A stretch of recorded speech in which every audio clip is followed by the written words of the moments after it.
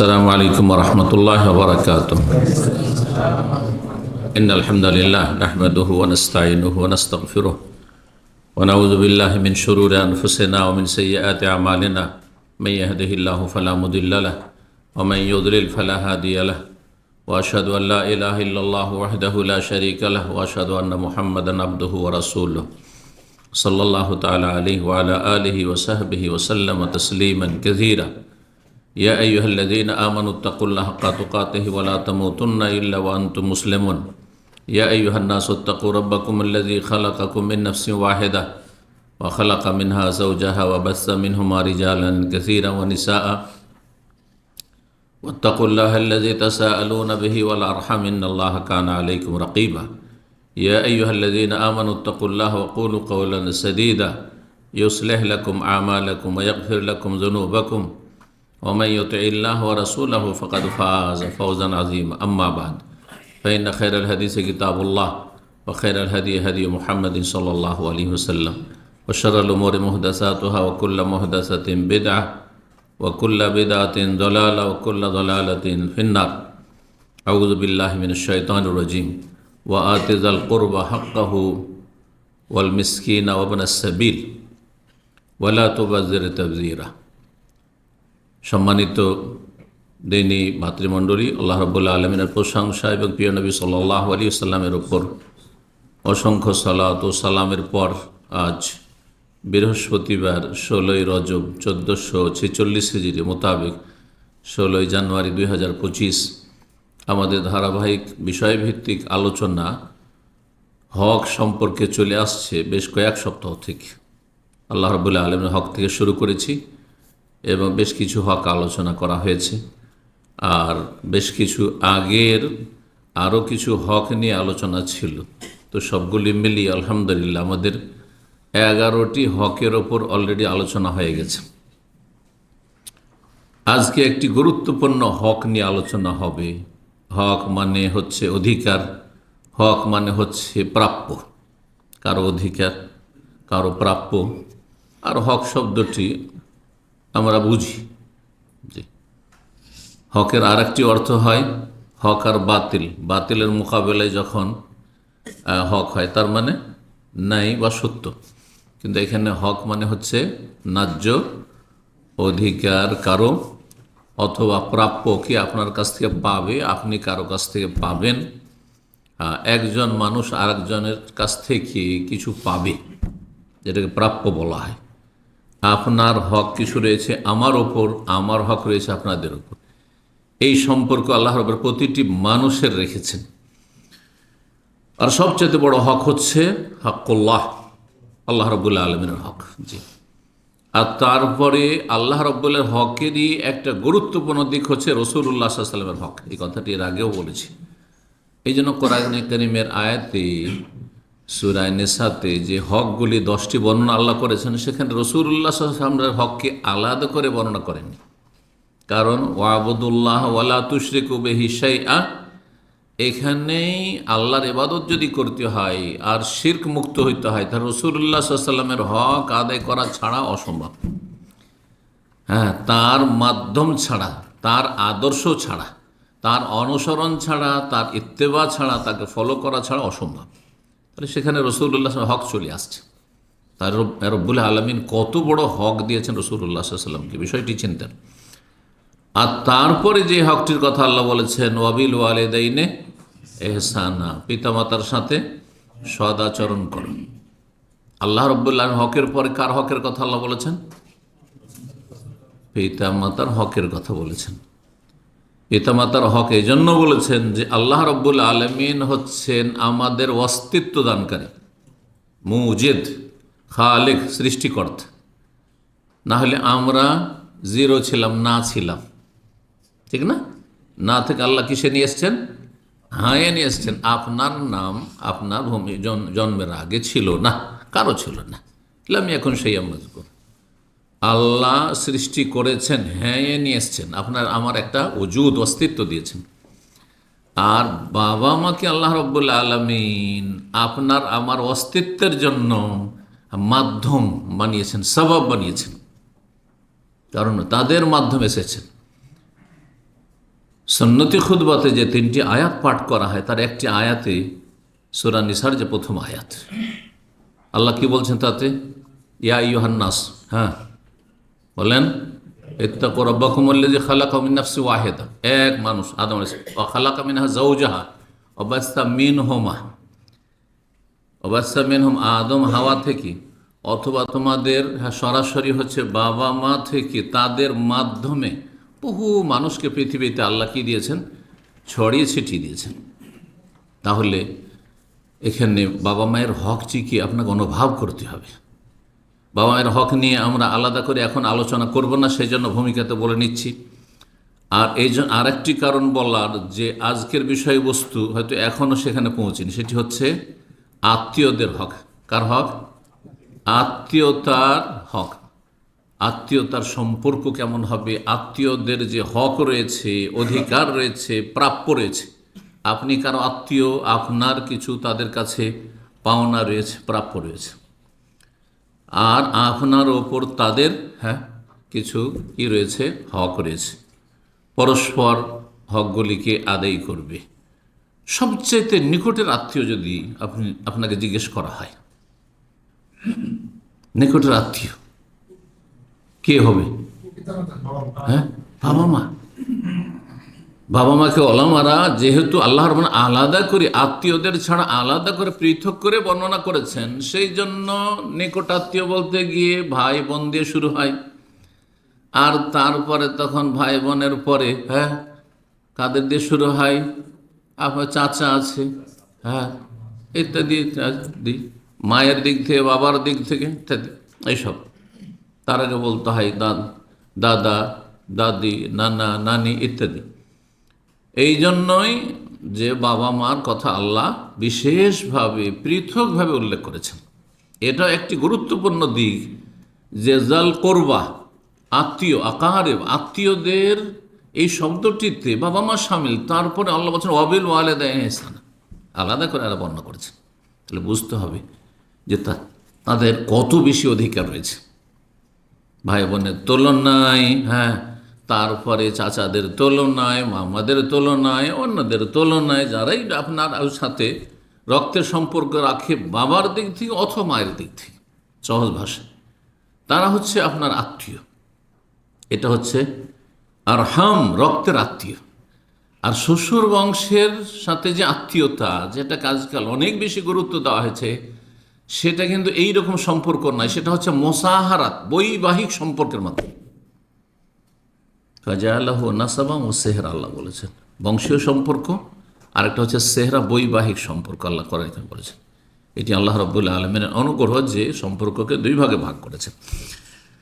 তো তাদের হক, শ্বশুর বংশের হক, বাবা মায়ের বংশের হক, এবং বাবার বংশের হক, মায়ের বংশের হকের পরে তো আত্মীয়দের হক নিয়ে আলোচনা করব। আর আত্মীয়দের সম্পর্কে কোরআনে কারিমে বেশ কিছু আয়াত রয়েছে। তার মধ্যে একটি আয়াত সূরা ইসরা, বনি ইসরাইল, আয়াত নম্বর 26, আল্লাহ বলছেন ওয়া আতিজাল কুরবা হাক্কাহু আল মিসকিন। ওয়া আতিজাল কুরবা হাক্কাহু, আত্মীয়দেরকে কি দাও? তাদের হক দিয়ে দাও। যে তোমার আত্মীয়, তাকে তার হক দিয়ে দাও। তার হক আছে, আল্লাহ বলছেন হাক্কাহু, তার হক দিয়ে দাও। তারপরে মিসকিন, আর তারপরে যারা মুসাফির, তাদের কথা আল্লাহ বলছেন। এখানে প্রথম হক আল্লাহ আত্মীয়দের কথা বলেছেন। এইরকম আরেকটি আয়াত সূরা রুমে রয়েছে, সেখানে রয়েছে ফাআতিজাল কুরবা হাক্কাহু, আত্মীয়দেরকে হক আদায় করো, আত্মীয়দের হক আদায় করো। আর যে আয়াতটিতে 10টি হকের কথা রয়েছে, সেখানে রয়েছে ওয়াবুদুল্লাহ ওয়া লা তুশরিকু বিহি শাইআন ওয়া বিল ওয়ালিদাইনি ইহসানা, তারপরে ওয়াবিজিল কোরবা, তারপরে আত্মীয়দের, বাপ মায়ের পরেই তাহলে ভাই বোনের সম্পর্ক, ভাই বোনের হক, চাচাদের হক, মামাদের হক, আর যেসব আত্মীয়রা রয়েছে, আর যারা যত বেশি নিকটবর্তী তাদের হক তত বেশি। দূরের আত্মীয় হইলেও তাদের হক রয়েছে। আত্মীয় যদি আপনার আরও কয়েক দিক থেকে আপনার ওপর হক রাখে, তাহলে আরও বেশি গুরুত্ব বেড়ে যায়। যেমন আত্মীয়, মুসলিম, প্রতিবেশী, তাহলে কয় হক হইল? 3 হক হয়ে গেল, ট্রিপল হক হয়ে গেল, 3 গুণ হক হইল। আত্মীয় আপনার আশেপাশে বাস করে, আর মুসলিমও। 3 হক আপনার ওপর তাদের। আত্মীয় যদি কি হয়, প্রতিবেশী নয়, দূরে বাস করে, অন্য জায়গায় বাস করে, কিন্তু মুসলিম, তাহলে 2 হক, ডবল হক। আত্মীয় প্রতিবেশী কিন্তু অমুসলিম, তারপর হক আছে, তারপরে হক আছে, কিন্তু একটা হক আছে। তো আল্লাহ রাব্বুল আলামিন এই আয়াতগুলিতে আত্মীয়দের হকের কথা বিশেষভাবে বর্ণনা করেছেন। এই আত্মীয়তার সুসম্পর্ক বহাল রাখা এর হুকুম কি, আর বিচ্ছিন্ন করার হুকুম কি, সম্পর্ক না রাখার হুকুম কি। হুকুম যখন জিজ্ঞাসা করা হবে তখন ফোকাহারা বলেছেন যে হুকুম হচ্ছে 5টির একটি, 5টির একটি। কে বলতে পারে? যেহেতু এগুলো আমি যখন তখন আলোচনা করি, যারা নিয়মিত আমাদের ছাত্র অবশ্যই বলতে পারবেন। কয়টি হুকুম বললাম? 5টি। কি? একজন বলবে। কে বলবে? হ্যাঁ, না বলেন। ফরজ বা ওয়াজিব, হ্যাঁ, বিপরীত একেবারে হারাম, তার দিক, হ্যাঁ একেবারে বিপরীত, অপোজিট, হ্যাঁ, সুন্নাত বা মুস্তাহাব বলেন, মুস্তাহাব একটু, মুস্তাহাব, হ্যাঁ হ্যাঁ, আর ওর বিপরীত হচ্ছে মকরু। 4টা হয়ে গেল। আর মাঝখানে এদিকে না ওইদিকে না, সেটা হচ্ছে জায়েজ, মুবাহ। 5টি হক। তো আত্মীয়দের যে হক, সেই হকটি কি ফরজ ওয়াজিব, না মুস্তাহাব সুন্নত কাজ, হ্যাঁ, নাকি মকরু কাজ, না মুবাহ কাজ? হ্যাঁ, ফরজ। জি, আত্মীয়তার সুসম্পর্ক বহাল রাখা ফরজ। যখন কোনো কাজ ফরজ হয় সেটা পরিত্যাগ করা, তার বিপরীত কাজ করা, তার বিরোধিতা করা হচ্ছে হারাম। তাহলে আত্মীয়তার সম্পর্ক ছিন্ন করা বা আত্মীয়দের হক নষ্ট করা, আত্মীয়দের হক না দেওয়া হচ্ছে কি হারাম। আর হারাম মানে সাগিরা গুনাহ না কাবিরা গুনাহ? কাবিরা গুনাহ। আছে। ইমাম কুরতুবী রাহিমাহুল্লাহ বলছেন, ইত্তাফাকাতিল মিল্লাতু, সমস্ত আসমানি ধর্ম, আসমানি দিন, আর দিনে ইসলাম, দিনে হক কিয়ামত পর্যন্ত। কিন্তু আগে যে দিনগুলি দিনে হক ছিল, ঈসা আলাইহিস সালামের নিয়ে আসা দিন, মুসা আলাইহিস সালামের দিন, দাউদ আলাইহিস সালামের দিন, ইত্যাদি ইত্যাদি, আম্বিয়া রসুলগণের যে আদিয়ান সামাউই, সমস্ত মিল্লাত একমত। আর বিশেষ করে উম্মতে মুসলিম আর যত মাযাহিব রয়েছে, হানাফি, শাফি, মালিকি, হাম্বলি, সালাফি, খালাফি, সমস্ত একমত কি আন্না সিলাতার রাহমে ওয়াজিবাতুন, আত্মীয়তার সুসম্পর্ক বহাল রাখা হচ্ছে ওয়াজিব, ফরজ। আর ওয়াজিব আর ফরজে কোনো পার্থক্য নেই। এটা শুধু হানাফি ফেকার পরিভাষা, একটু ওয়াজিবকে হালকা করে দাও ফরজ জাতি। কিন্তু শাফি, মালিক, আহমদ, মুহাদ্দিসিনে কেরাম, সাহাবায়ে কেরাম থেকে শুরু করে আজ পর্যন্ত সবাই বলছেন ওয়াজিব মানে বাধ্যতামূলক করণীয়, আর ফরজ মানেও বাধ্যতামূলক। ওয়াজিব মানে আবশ্যক, ফরজ মানে আবশ্যক। একই অর্থ তো বাংলায়। ওয়াইন্না কাতিয়াতাহ মুহাররামাতুন, আর সম্পর্ক ছিন্ন করা আত্মীয়দের সাথে হচ্ছে হারাম। ইমাম কুরতুবী বললেন এই কথা। ইমাম ইবনে আবেদিন তিনি বলছেন, সিলাতুর রাহমে ওয়াজিবাতুন, আত্মীয়তার সুসম্পর্ক বহাল রাখা হচ্ছে ফরজ। ওয়ালাউ কানাত বিসালাম, যদি আপনার সাথে সম্পর্ক নাও রাখতে চাই তবুও সালাম দ্বারা দেখা হচ্ছে, সে আপনার সাথে মিশতে চায় না, সে আপনার সাথে কথা বলতে চায় না, সালামু আলাইকুম, রাস্তা দেখুন। এটা চলবে না যে ও আমার সাথে কথা বলেন না, আমি কয়েকবার সালাম দিচ্ছি, আপনিও টান দিলেন, এটা জায়েজ নয়, কখনো জায়েজ না। আপনার কাজ হচ্ছে, আপনি যদি হারাম থেকে বাঁচতে চান আর কাবিরা গুনাহ থেকে বাঁচতে চান, জান্নাতে যেতে চান, আর আল্লাহর রহমত দুনিয়াতে চান, বরকত চান, তাহলে সালাম দেবেন। আর তারপরে সুযোগ পেলে হাদিয়া তোহফা উপঢৌকন দিবেন মাঝে মাঝে সচ্ছলদেরকে, অভাবী হলে তাদের দান সাদকা করবেন, ওদের ডবল নেকি পাবেন অন্যদের সাদকা করার চাইতে। সার্বিক সহযোগিতা, যা আপনার সহযোগিতা সম্ভব আপনার দ্বারা। কেউ মানুষ এমন আছে বিদ্যা বুদ্ধি দিয়ে সহযোগিতা করতে পারবে, কেউ সময় দিয়ে, কেউ শ্রম দিয়ে, কেউ পরামর্শ দিয়ে, ইত্যাদি ইত্যাদি। কেউ পাশে দাঁড়িয়ে সুখে দুঃখে, সুখের সময় চলে আসলো, দুঃখের সময় ছুটে আসলো, একটু অসুস্থতার কথা নাম শুনলে ছুটে আসলো, এইভাবে হক আদায় করা। বসা, মোজালাসা, এই নয় যে আত্মীয় ব্যাস মেসেজ দিলাম দূর থেকে, দেখা সাক্ষাৎ নেই। মোজালাসা বসতে হবে, বসার সুযোগ থাকে। আশেপাশে মাঝে মাঝে বসতে হবে, বৈঠক করতে হবে তাদের সাথে, মোকালাম মাঝে মাঝে কথা বলতে হবে, এবং তালাত্তুফুন নম্র আচরণ করতে হবে। নম্র আচরণ হইতে হবে, রূঢ় আচরণ নয়। ওয়া ইহসানুন এবং সদাচরণ করতে হবে, সদ্ব্যবহার করতে হবে। ওয়াইন কানা গায়বান যদি দূরে থাকে, অনুপস্থিত, কাছে পান না যে বসবো তাদের সাথে, ইয়াসেলহুম বিল মাকতুবে আলাইহিম, আপনি মাঝে মাঝে মেসেজ দিই, চিঠির যুগে চিঠি ছিল, আজকাল মেসেজ খুব সহজ হয়ে গেছে সোশ্যাল মিডিয়া, মেসেজ দিয়ে তাদের সাথে সুসম্পর্ক বহাল রাখবেন। ফাইন কাদার আলা সাইরে কান আফজাল, যদি তাদের কাছে যেতে পারেন মাঝে মাঝে, তাহলে মাঝে মাঝে যাবেন। তাই যখন আপনারা প্রবাস জীবন থেকে দেশে যাচ্ছেন, শুধু আপনি সীমিত নিয়ত রাখবেন না, নাহলে গুনাহগারী থেকে গেলেন আপনার নিয়তটা খারাপ হওয়ার কারণে বা সীমিত হওয়ার কারণে, সংকীর্ণ হওয়ার কারণে। নিয়তটাকে প্রশস্ত করেন। আমি শুধু আমার স্ত্রীর কাছে যাচ্ছি না, বিবাহিত মানুষরা যাচ্ছেন, হ্যাঁ, টান, আসল টান কোন দিকে?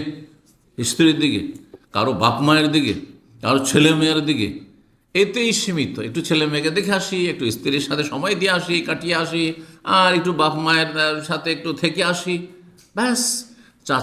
চাচাদের নাম নেই, ফুফুদের নাম নেই, খালাদের নাম নেই, মামাদের নাম নেই, ওটা নিয়ত নেই। তাহলে আপনার নিয়তে তো খারাপই, নিয়তটা ভালো হইতে হবে। এই জন্য আমি এই জিনিসটি সবসময় বলি যে যে কোনো এবাদত বন্দেগীতে নিয়তটাকে অনেকটা কী রাখবেন? প্রশস্ত রাখবেন। যতটা প্রশস্ত রাখা সম্ভব ততটা রাখবেন আপনি। মুখ্য উদ্দেশ্য আপনার হচ্ছে আল্লাহ সন্তুষ্টির মাধ্যমে জান্নাত পাওয়া, কিন্তু নিয়তে প্রশস্ততা, যে আমি আমার গ্রামবাসীর সাথে দেখা করব, আমার আত্মীয় স্বজনদের সাথে দেখা করব, আমি আমার যারা হিতাকাঙ্ক্ষী তাদের সাথে দেখা করব, আমার মুসলিম ভাই বোন এলাকা আছে তাদের সাথে দেখা করব, যাদের সাথে দীর্ঘদিন দেখা হয়নি, ইত্যাদি ইত্যাদি। জি,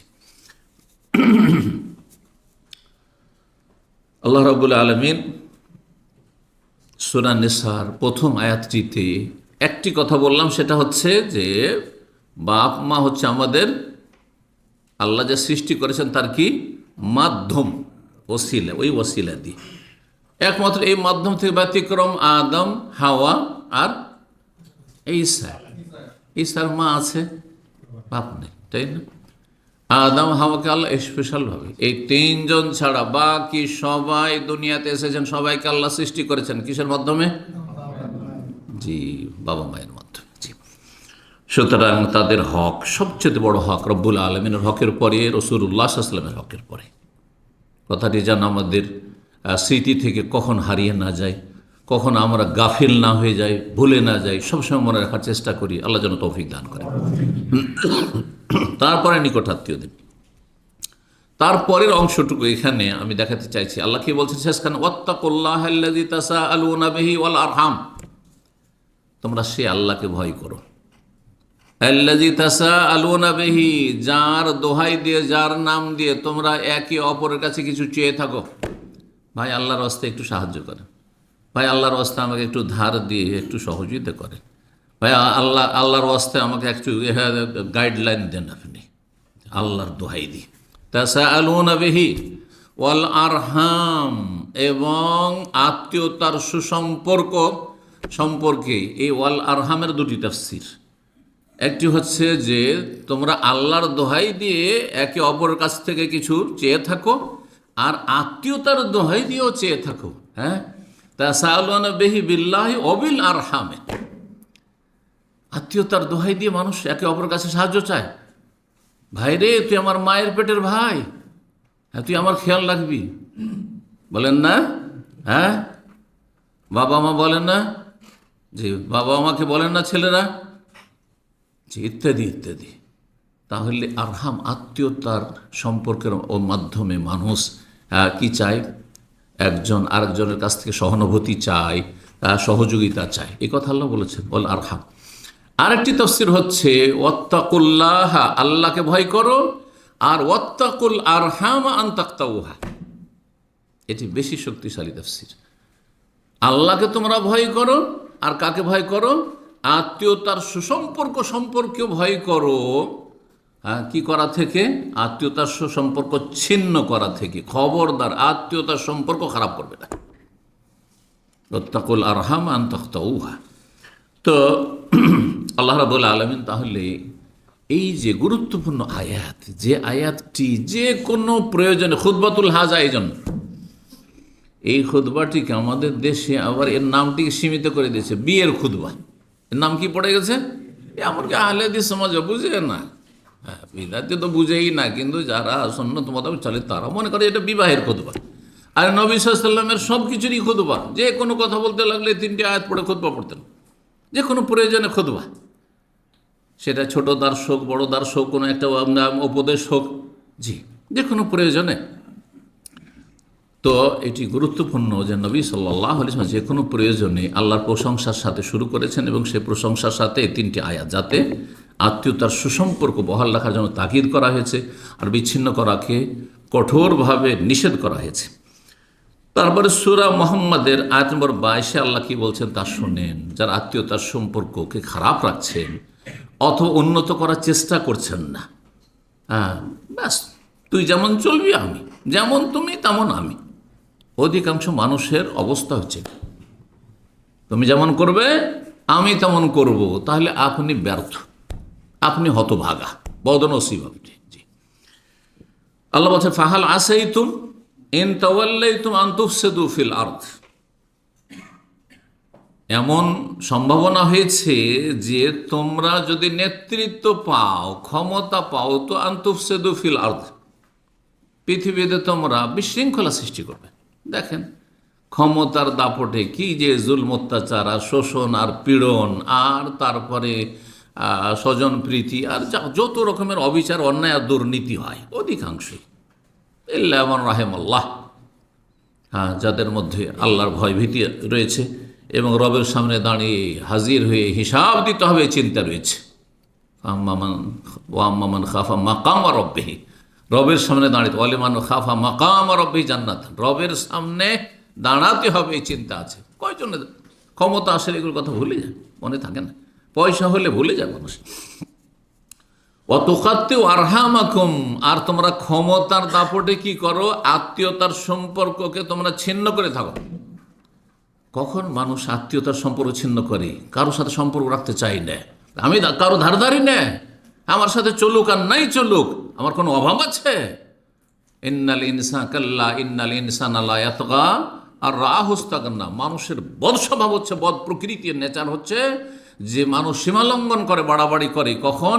যখন দেখে যে আমি ইস্তাগনা, অভাব মুক্ত হয়ে গেছি, অমুখাপেক্ষী হয়ে গেছি, আমি কারো ধারধারি না, আমার সাথে চললে তার ফায়দা, আমার কোনো লাভ নেই, আমার কোনো স্বার্থ মনে করি না, আমি অন্যের সাথে চলবো, পয়সার বলে চলবো, আমি ক্ষমতার বলে চলবো, হ্যাঁ আমি আমার বিদ্যা বুদ্ধির বলে চলবো।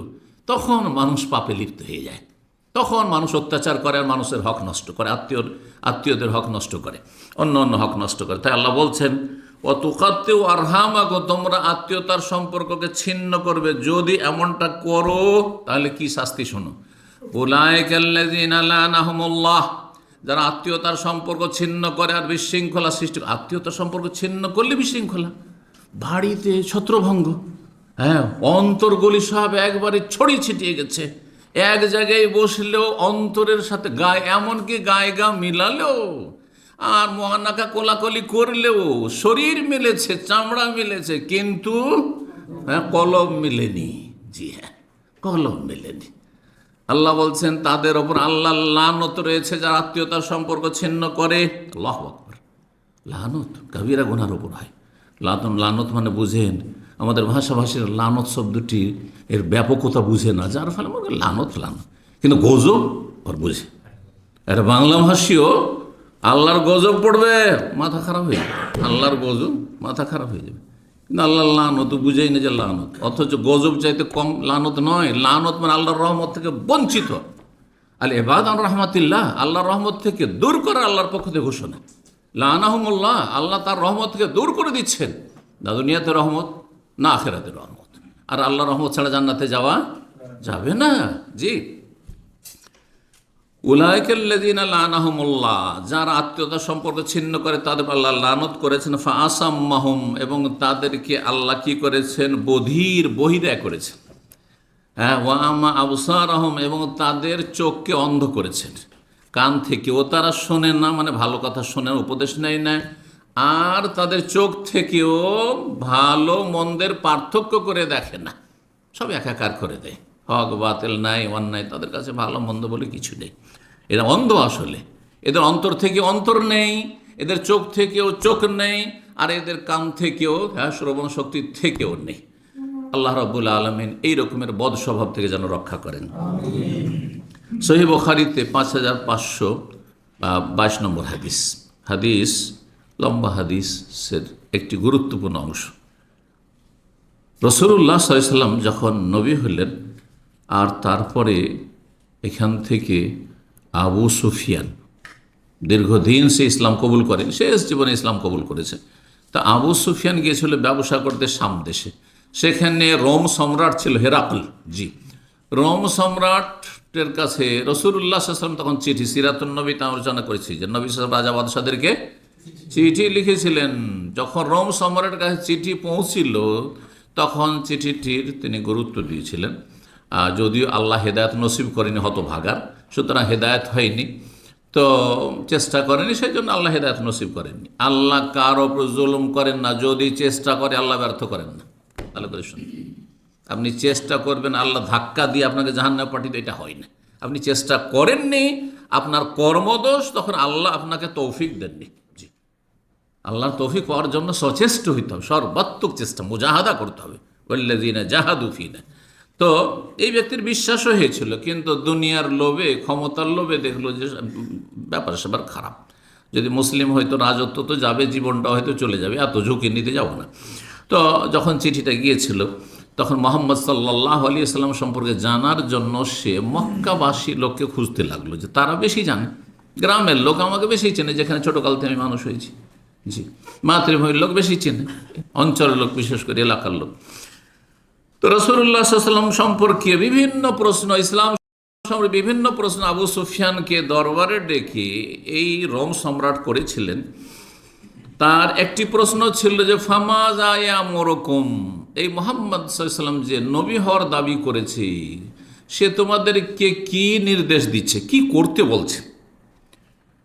তখন আবু সুফিয়ান কাফের অবস্থায়, আর কাফের শত্রুর সার্টিফিকেট গ্রহণযোগ্য। দুশ্মন যদি আপনাকে ভালো বলে, তার মানে নিঃসন্দেহে আপনি ভালো। দোস্ত তো ভালো বলতে পারে, একটু বাড়াবাড়ি করে বলতে পারে, ঠিক কিনা? কিন্তু দুশ্মন যদি ভালো বলে, তার মানে সত্যি আপনি ভালো মানুষ। তো আবু সুফিয়ান তখন দুশ্মন ছিল। আবু সুফিয়ান বললেন রাদিয়াল্লাহু আনহু, ইয়ামুরুনা বিস-সালাহ, তিনি আমাদেরকে সালাত পড়তে বলছেন, নামাজ পড়তে বলছেন। ওয়াস সাদাকা, দান সাদকা করতে বলছেন। ওয়াল আফাফ, এবং সচ্চরিত্রের নির্দেশ দিচ্ছেন, মানে জেনা, ব্যভিচার, সমকামিতা, আর ওই উলঙ্গ হওয়া, নোংরামি, ফাহেসা, এগুলো থেকে নিষেধ করছেন, আফাফ। ওয়াসসিলা, আর কি করছেন? আত্মীয়তার সুসম্পর্ক বহাল রাখার জন্য নির্দেশ দিচ্ছেন, সেলাতুল আরহাম। তো এই মন্তব্য, এই হাদিস কি প্রমাণ করে যে এটি ইসলামের একটি গুরুত্বপূর্ণ বিষয়, যে মক্কি জীবনে রাসূলুল্লাহ সাল্লাল্লাহু আলাইহি ওয়াসাল্লাম প্রথম থেকে যখন যাকাতের কোনো বিধান নাজেল হয়নি, এমনি দান, নফল দান সাদকার কথা ছিল, যখন রোজা নাজেল হয়নি, হয়তো যখন কি নাজেল হয়নি, যখন হজ উমরার বিধান নাজেল হয়নি, যখন হেজাব পর্দাও নাজেল, পর্দার বিধান নাজেল হয়নি, সব মদিনা নাজেল হয়েছে। তখন থেকে নবী সাল্লাল্লাহু আলাইহি ওয়াসাল্লাম যখনই মানুষকে কালেমার দাওয়াত দেওয়া শুরু করেছেন, তৌহিদের দাওয়াত দেওয়া শুরু করেছেন, শাহাদাতের, তার সাথে সাথে এই মৌলিক বিষয়গুলি, যেগুলো মৌলিক, চরিত্র, একজন মানুষের চরিত্রবান হওয়ার জন্য কি বিষয়গুলি লাগে, তার একটি হচ্ছে আত্মীয়দের সাথে সুসম্পর্ক বহাল রাখা। কারণ এরা তোমার কাছের, সুতরাং অন্যদের তুলনায় তাদের হক তোমার উপর বেশি রয়েছে।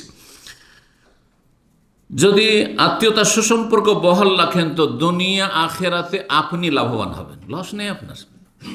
আর লাভ শুধু আখেরাতে না, আজকাল অধিকাংশ মানুষরা সব কিছু দেখে ধার না, নগদ না ধার, বাকি হলে ফাঁকিবাজি করে, বাকি হলে কি করে?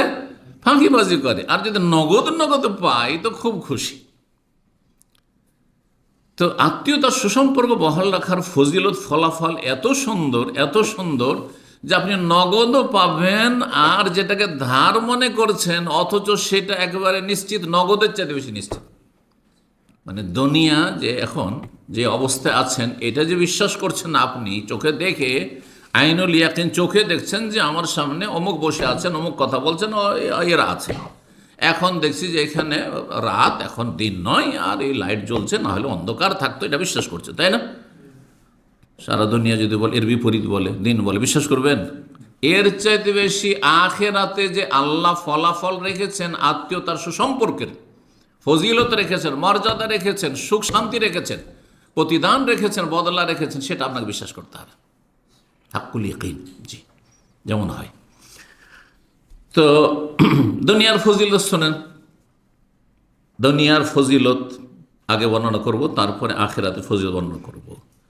আর তার সাথে একটি ফজিলত বলি যে আল্লাহ রাব্বুল আলামিন দুনিয়া এবং আখিরাতে এই দুটোই দেবেন। সেটা হচ্ছে আত্মীয়তার সুসম্পর্ক যদি আপনি বহাল রাখেন, তো আল্লাহর সাথে দুনিয়া এবং আখিরাতের সুসম্পর্ক বহাল থাকবে।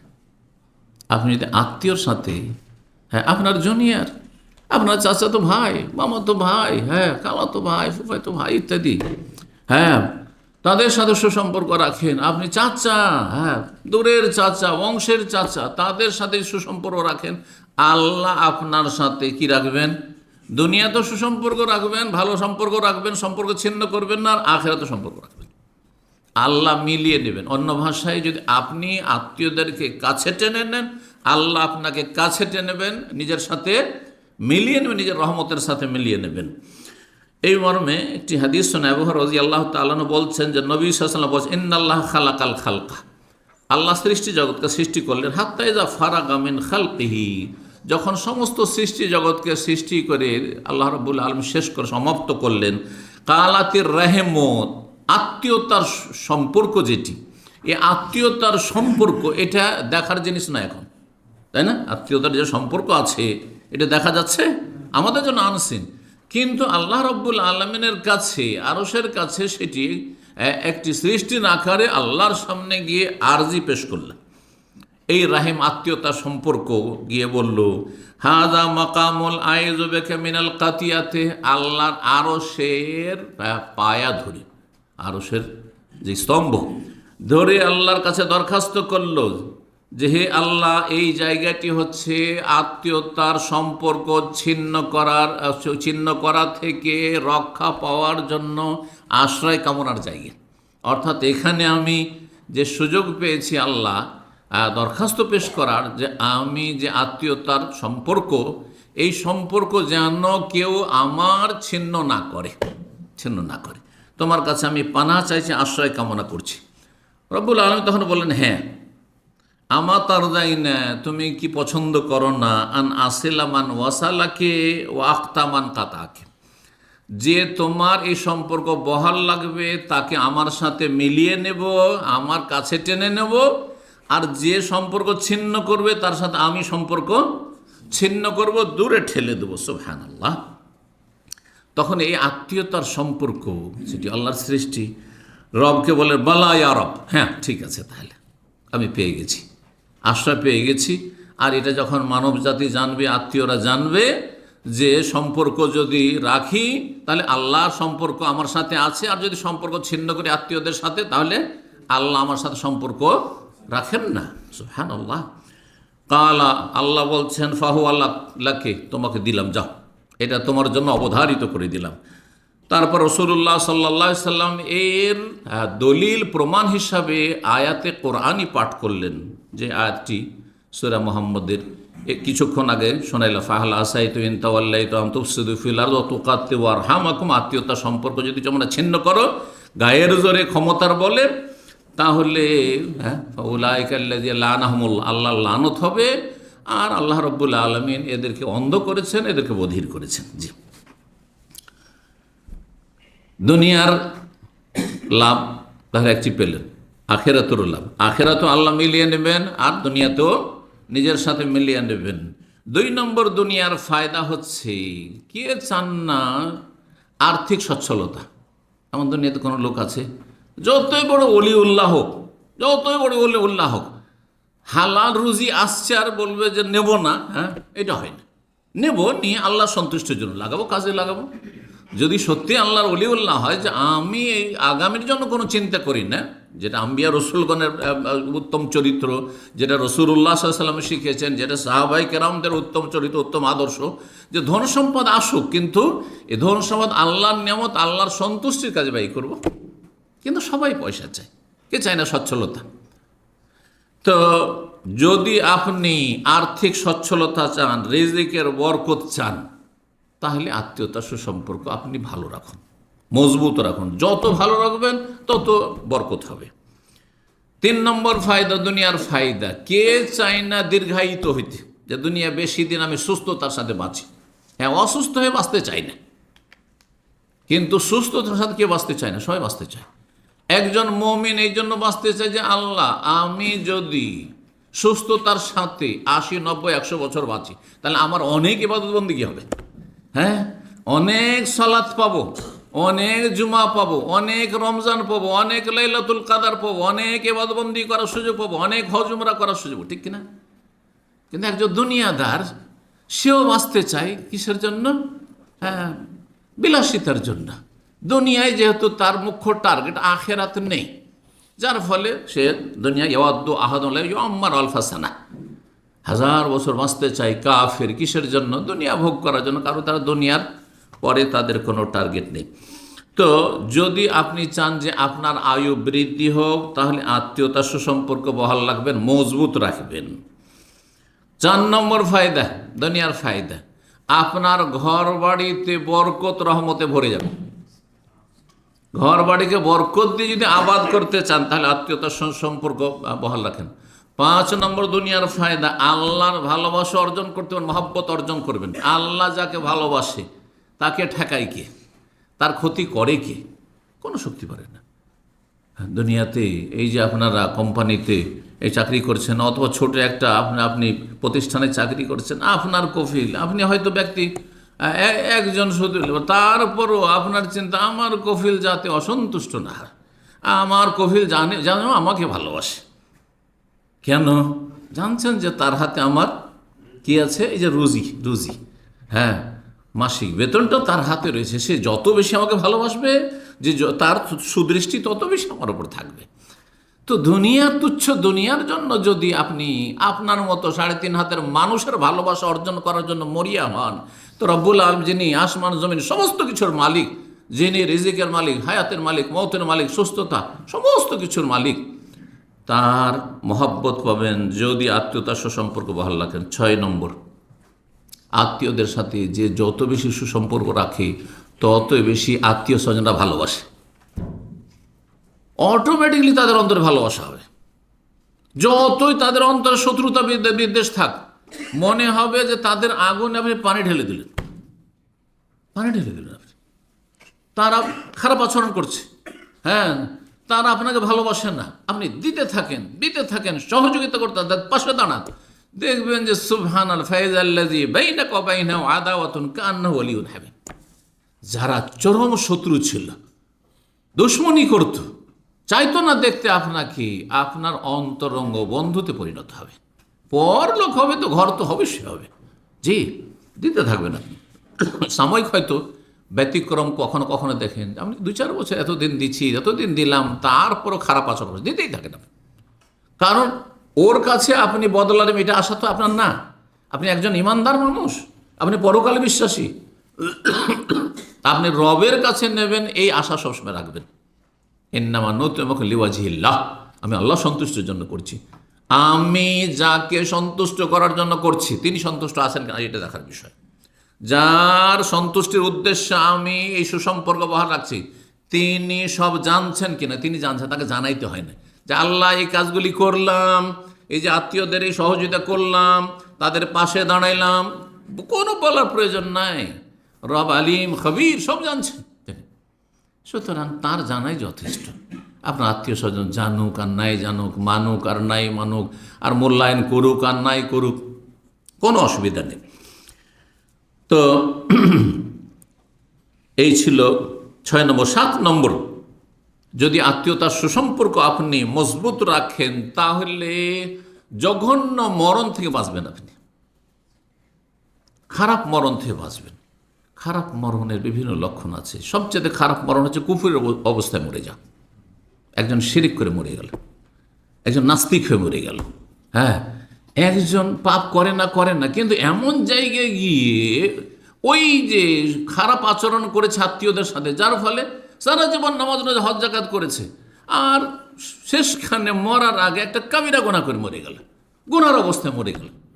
চিন্তা করুন তো, একজন মানুষ অনেক নেকির কাজ করে, কিন্তু একসময় ব্লু ফিল্ম দেখছে। আজকাল একটা উদাহরণ দিয়ে, যেহেতু মিডিয়ার ফিতনায় বড় ফিতনা, ভালো ভালো মানুষকে খারাপ করে দিচ্ছে, পাপে লিপ্ত করে দিচ্ছে, নোংরা একটা ফিল্ম দেখছে, পর্নোগ্রাফি, আর সেই সময় হঠাৎ হার্ট অ্যাটাক হয়ে গেল। বলুন দেখি, সে রবের কাছে শেষ আমলটা কি নিয়ে গেল বলেন দেখি? আল্লাহ না করে কোনো মানুষ সারা জীবন জেনা ব্যভিচার কাছে যায়নি, শেষখানে নারী ফিতনায় পড়ে গেল, শেষখানে জেনা ব্যভিচারে লিপ্ত হয়ে গেল, আর তারপরে তখন ওই সময় হার্ট অ্যাটাক হয়ে গেল। তাহলে চিন্তা করুন তো কি অবস্থা। একজন লোক নিয়মিত সালাত আদায় করে, শেষখানে এমন গাফিলতি চলে আসলো যে বেনামাজি হয়ে মরে গেল, বা ঠিক ফজরের নামাজ সূর্য উঠাইল আর ওই সময় মত হয়ে গেল। চিন্তা করুন তো দেখি। অথচ গোটা মাস গোটা বছর হয়তো ঠিকভাবে নামাজ পড়ে, কিন্তু যেই দিন মরণ সেই সময় সেই দিন সূর্য উঠিয়ে দিয়েছে, ফজর নামাজ পড়েনি, আসর পড়েনি, মাগরিব হয়ে গেছে। তাহলে কত বড় কাবিরা গুনার ওপর রবের কাছে হাজিরে দিলাম। চিন্তা করুন, এগুলো হচ্ছে মিতাতু সুখ, খারাপ মরণ। এছাড়া খারাপ মরণ হচ্ছে মর্মান্তিক দুর্ঘটনা, আর তাতে কালেমা পড়ার হয়তো সুযোগ পেল না। যদিও ভালো মানুষ যদি এমনটা হয় তো এমন কোনো অসুবিধা নেই। আকস্মিক মত সবার জন্য আযাব নয়, পাপীদের জন্য আযাব। আকস্মিক মত হঠাৎ করে যদি কারো মরণ হয়, সেটা অসৎ লোকদের জন্য আযাব, যে কালেমা পড়ে তওবা করার চান্স পেল না। আর একজন ভালো মানুষের মত হলে অসুবিধা নেই, হঠাৎ মত হলে কোনো অসুবিধা নেই, কারণ সে সবসময় তো ভালো কাজই করছে। কিছুক্ষণ আগে তো সালাত আদায় করে এসছে, কিছুক্ষণ আসতে জিকির আজকার করে এসছে, আর সে তো কোনো গুনার কথা করে না, বলেও না। সুতরাং আমরা অনেকে যে ভুল ধারণা রাখি যে হঠাৎ করে মরে গেছে, লোকটা কলমা পড়তে পেল না, না, এটা ভালো মানুষদের জন্য কোনো দোষের বিষয় না। ভালো মানুষ সবসময় কাবিরা গুনাহ থেকে বেঁচে থাকে, আর যারা খারাপ মানুষ তাদের জন্য আযাব, হঠাৎ করে মরণ। তো খারাপ মরণ থেকে যদি বাঁচতে হয় তাহলে কি করতে হবে? আত্মীয়তার সুসম্পর্ককে মজবুত রাখতে হবে।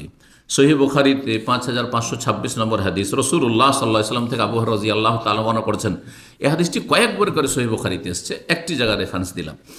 মান সাররাহু আইয়ুবসাতা লাহু ফি রিজকিহি, কেউ যদি নিজের জন্য পছন্দ করে যে তার রিজিকের দ্বারকে প্রশস্ত করে দাও, আল্লাহ অফুরন্ত রিজিক দিক, রিজিক নিয়ে যেন কোনো টেনশন না হয়, কি খাবো, কি করে চলবো, কি করে সংসার চালাবো, কি করে এত বড় পরিবার সামলাবো, কি করে এতগুলি দায়িত্ব পালন করব। যদি সে এগুলো টেনশন থেকে মুক্ত থাকতে চায়, রিজিকের দ্বারকে প্রশস্ত করতে চায়, ওয়াইয়ুনসা লাহু ফি আসারিহি, আর আয়ুকে বৃদ্ধি করতে চায়, সুস্থতার সাথে আমি দীর্ঘদিন বাঁচবো, আল্লাহর ইবাদত বন্দেগী করব, আমি দুনিয়াতে আমি প্রিয়জনদের সাথে সুস্থতার সাথে থাকতে চাই, তাহলে ফালিয়াসেল রাহেমাহু, আত্মীয়দের সাথে সুসম্পর্ক যেন বহাল রাখে। মা আয়েশা রাদিয়াল্লাহু তাআলা আনহা মারফু বর্ণনা করেছেন নবী সাল্লাল্লাহু আলাইহি সাল্লাম থেকে, যে সেলাতুর রাহেমে আত্মীয়তার সুসম্পর্ক বহাল রাখা, ওয়া হুসনুল জেওয়ার, আর প্রতিবেশীদের সাথে সদাচরণ করা, ওয়া হুসনুল খুলুক, এবং সৎ চরিত্রের অধিকারী হওয়া, ভালো চরিত্রবান হওয়া, ইয়ামুরানের দেয়ার, এগুলি কি করে? ঘর বাড়িকে বরকত রহমত দিয়ে আবাদ করে। ওয়াজিদানে ফিল আমার, আর মানুষের আয়ু বৃদ্ধি করে। হাদিসটি ইমাম আলবানী রাহিমাহুল্লাহ সিলসিলা সহিহা, যে সহি হাদিসের সিরিজ তার রয়েছে, তার 519 নম্বরে হাদিসটিকে সহি বলেছেন। জি, মুসনাদ আহমদে হাদিসটি রয়েছে। এছাড়া মুসনাদ আবু ইয়ালাতে একটি হাদিস রয়েছে, যেটি আগের হাদিসটি সহি, তার সমর্থক, যদি এই হাদিসটিতে খানিকটা দুর্বলতা আছে মুহাদ্দিসিনদের নিকটে। ইন্না সাদাকাতা, দান সাদকা কেউ যদি করে, ওয়াসিলাতার রাহিম, আর যদি আত্মীয়তার সুসম্পর্ক বহাল রাখে, ইয়াজিদুল্লাহ বিহিমা ফিল উমরি, আল্লাহ এর মাধ্যমে আয়ু বৃদ্ধি করে দেবেন। ওয়াদফা বিহিমা মিতাতাসসু, এবং জঘন্য মরণ থেকে আল্লাহ রক্ষা করবেন। জঘন্য মরণকে আর খারাপ মরণকে আল্লাহ প্রতিহত করবে, দূরে রাখবেন। তাহলে দুনিয়ার লাভগুলি বললাম, দুনিয়ার লাভই আপনাদের সামনে আলোচনা করলাম প্রায় 7টি। জি, এখন আখিরাতের লাভ শোনেন। যদি আত্মীয়তার সুসম্পর্ক বহাল রাখেন তাহলে সবচেয়ে বড় যে পুরস্কার পাবেন, পারিতোষিক পাবেন, সেটি হচ্ছে জান্নাত। সমস্ত আমলের উদ্দেশ্য কি? জান্নাত লাভ করা, আল্লাহর রহমতের মধ্যে জান্নাত। যে কোনো আপনাকে আমল সম্পর্কে যদি জিজ্ঞাসা করা হয় আর ইসলাম সম্পর্কে জ্ঞান রেখে এলেম শিখে যদি আমল করেন, ভাই নামাজ পড়ছেন কেন? জান্নাত পাওয়ার জন্য। রোজা রাখছেন কেন? জান্নাতের জন্য। এই হজমরা যাচ্ছেন কেন? জান্নাতের জন্য, তাই না? আপনি বাপ মায়ের সাথে ভালো আচরণ করছেন কেন? জান্নাতে যাওয়ার জন্য। আপনি ছেলে মেয়ে কেন ভালো করে এত সুন্দর করে মানুষ করছেন এবং চেষ্টা করছেন কেন? হ্যাঁ, আলেম বানাবার, হাফেজ বানাবার, দিনদার পরেশদার বানাবার কেন চেষ্টা করছেন? জান্নাত পাওয়ার জন্য, আর কিছু না। তাহলে সমস্ত নেক আমলের লক্ষ্য উদ্দেশ্য হচ্ছে জান্নাত লাভ করা। সেই জান্নাত হাসিল করতে পারবেন যদি আত্মীয়তার সুসম্পর্ক মজবুত রাখেন। সহিহ বুখারীতে 1319 নম্বর 9 নম্বর হাদিস। হাদিসটি আবু আইয়ুব আনসারী রাদিয়াল্লাহু তাআলা বর্ণনা করে বলছেন, আন্না রাজুলান ক্বালা ইয়া রাসূলুল্লাহ, এক সাহাবী আসলো, এসে বলে, হে আল্লাহর রাসূল, আখবিরনি বিআমালিন ইউদখিলুনিল জান্নাহ, আমাকে এমন কোন আমল বলে দেন, শর্টকাট কিছু, যেগুলি আমাকে জান্নাতে নিয়ে যাবে, যাতে আমি জান্নাতে যেতে পারি। ফকাল নবী সাল্লাল্লাহু, নবী সাল্লাল্লাহু আলাইহি ওয়াসাল্লাম বলেন, তা'বুদুল্লাহ লা তুশরিকু বিহি শাইআ, আল্লাহর ইবাদত কর, আল্লাহর সাথে শরীক করিও না। তাহলে আগে দুর্গা পূজা বাদ দিতে হবে, হ্যাঁ, পীরের মুরিদ হওয়া বাদ দিতে হবে, এই সুফি ইজম বাদ দিতে হবে, শিরকি আকীদা বাদ দিতে হবে, এই জাদু টোনা আর এই জ্যোতিষীতে বিশ্বাসী হওয়া এইসব বাদ দিতে হবে, আর এই তাবিজ তোমার বাদ দিতে হবে, আর বালা টাকা বাদ দিতে হবে। সমস্ত শিরক, এগুলো শিরক মুক্ত হইতে হবে, আল্লাহর ইবাদতবন্দি করতে হবে। আগে ক্লিন, আর তারপরে হ্যাঁ সুসজ্জিত করা, বুঝছেন না? হ্যাঁ, আপনার ডিউটি থেকে আসছেন যখন, শরীরে ময়লা ধুলো বালি লেগে আছে, মাঠে ঘাটে কাজ করেছেন, আসার পরে আতর সেন্ট মারা শুরু করবেন না আগে পরিষ্কার করবেন? আগে গোসল করবেন, ক্লিন। হ্যাঁ, আগে তাখলিয়া, তাসফিয়া। আল্লামা আলমানী রাহিমাহুল্লাহ বলছেন যে মানুষের সংস্কারের জন্য, সংশোধনের জন্য আগে তাখলিয়া বা তাসফিয়া, দুটি শব্দ বলতে পারেন। আগে আপনি খারাপ জিনিস থেকে শূন্য হন, আপনি মুক্ত হন, অথবা তাসফিয়া, পরিষ্কার সাফ সুতরা হন, আপনি পরিষ্কার পরিচ্ছন্ন হন। তারপরে তাহলিয়া, তারপরে আপনি অলঙ্কৃত হন, সাজসজ্জিত হন। তারপরে ভালো গুতরা আর ভালো জামা কাপড়, আর তার সাথে আতর, পারফিউম, সেন্ট, আর যা পারবেন তাই করেন আপনি, আর ভালো আপনার বেশভূষা, কোনো অসুবিধা নেই, ঠিক না? তো শিরক হচ্ছে ময়লা আবর্জনা, পেশাব পায়খানা, গায়ে পায়খানা লেগে আছে, এদিকে নামাজ পড়ছেন, কি হবে? কোনো ফায়দা হবে?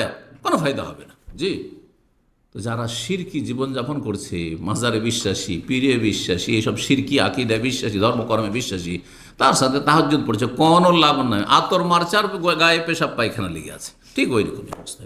জি, আল্লাহ বোঝার তৌফিক দান করুন। তো শিরক মুক্ত হয়ে আল্লাহর ইবাদত করতে হবে। ওয়া তুকিমুস সালাহ, সালাত কায়েম করবে। কারণ শুধু মুখে দাবি করলে হবে না যে আমি সহি আকীদা, সহি আকীদা। সহি আকীদার প্রমাণ হচ্ছে 5 ওয়াক্ত আল্লাহর সামনে হাজিরা দিয়ে প্রমাণ করতে হবে যে রব, আমি তোমার বান্দা, আমি তোমার গোলামিতে 5 বার করে হাজিরা দিচ্ছি। যার সাথে যার মহব্বত থাকে, দিনে কতবার যে টেলিফোন করেন আপনি, কতবার টেলিফোন করছেন, স্বামী স্ত্রীকে কতবার টেলিফোন করছেন, আপনার স্ত্রী আপনাকে খুব ভালোবাসে, দিনে কতবার আপনাকে টেলিফোন করছে, মিস কল দিচ্ছে, দিয়েই যাচ্ছে, অথচ আপনি ডিউটির সময় উঠাতে পারছেন না। কি জান না? চিন্তা করতে হয়। আল্লাহর ওয়ালিল্লাহিল মাসালুল আল, আল্লাহর জন্য উত্তম দৃষ্টান্ত রয়েছে। সুতরাং আপনার রবের সাথে সম্পর্ক আছে, আপনি মুসলিম, আর হাজিরাই দেন না মোটে, সপ্তাহে একদিন জুমাই যাবেন আপনি, এই দিয়ে কাজ হয় না? না, সম্পর্ক খুব খারাপ। 5 ওয়াক্ত সালাত আদায় করতে হবে, তুতি যাকাত, যাকাত দেবে, ও তাসিলুর রাহিম, এবং আত্মীয়তার সুসম্পর্ক কি করবে? বহাল রাখবে, মজবুত রাখবে। এখানে একটি লক্ষণীয় বিষয় চিন্তা করে দেখেন যে তৌহিদের সাথে, 5 ওয়াক্ত সালাতের সাথে, যাকাতের সাথে আত্মীয়তার সুসম্পর্ককে সমান করে বর্ণনা করা হয়েছে। তাহলে আত্মীয়তার সুসম্পর্ক, আপনার যাকাত, নামাজ আর তৌহিদ, তার পাশাপাশি একটি গুরুত্বপূর্ণ ইসলামের বিধান, গুরুত্বপূর্ণ ইসলামের বিধান। কারণ আপনি তৌহিদের মাধ্যমে আল্লাহর হক আদায় করলেন, শিরক মুক্ত হয়ে, আর তৌহিদ প্রতিষ্ঠা করে। 5 ওয়াক্ত সালাতের মাধ্যমে আল্লাহর হক আদায় করলেন, আপনি আত্মীয়দের কি হক আদায় করলেন? আপনি মুসল্লি, নামাজি, তাহাজ্জুদ গুজার, তাতে আত্মীয়দের কি ফায়দা হইল? হ্যাঁ, আপনার ফায়দা হইতে পারে, আত্মীয়র কি ফায়দা হইল? আপনার চারপাশে যারা বসবাস করে তাদের কি ফায়দা হল? কি উপকার করলেন আপনি? কারণ আপনার একদিকে রবের সাথে খালেকের সাথে আপনার সম্পর্ক, আরেকদিকে মখলুক অন্য অন্য সৃষ্টি যারা আশেপাশে মমিন মমেনাত আছে বা ভাই বোন আছে, মুসলিম আত্মীয় স্বজন আছে অথবা অমুসলিম আছে, তাদের হক রয়েছে। যে দুই দিকের হক সামলে তারপরে জান্নাতে যাওয়ার আশা করতে হবে। একদিকে খুব আমি অ্যাডভান্স, আর একদিকে জিরো, কাজ হবে না, কিছু কাজ হবে না। তো